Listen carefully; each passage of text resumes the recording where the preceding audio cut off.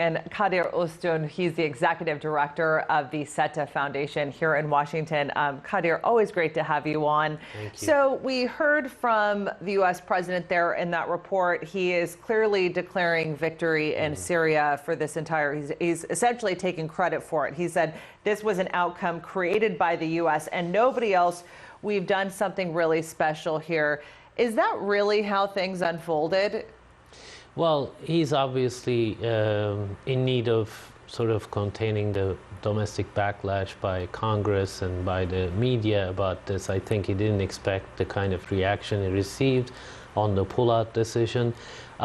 He's obviously playing to the domestic political opinion, but the critical thing here has been Turkey's consistent sort of push to establish a safe zone in northern Syria and also clear the YPG from the border.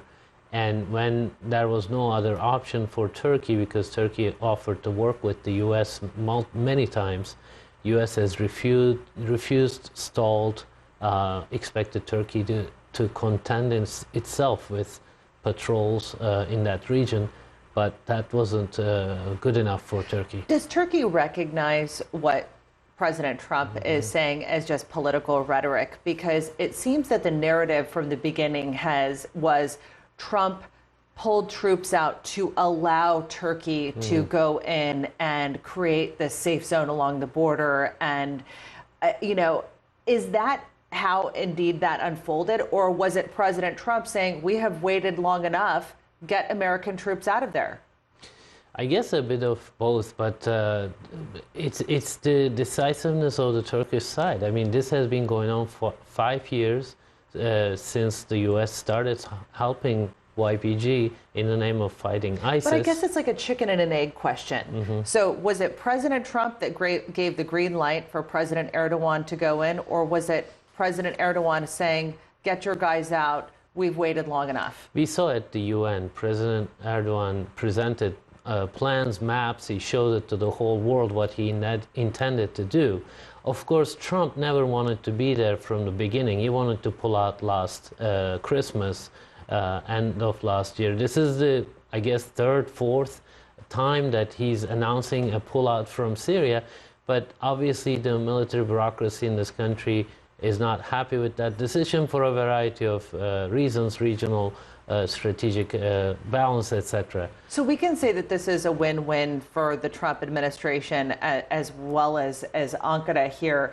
But I guess my question is, given the fact that the United States was supposed to step into this role of creating this safe zone, and now you have Turkey going to Russia and working to do what the U.S. had set out to do. And we've also, we use this example quite a lot. This is the same example with the Patriots and the S-400s.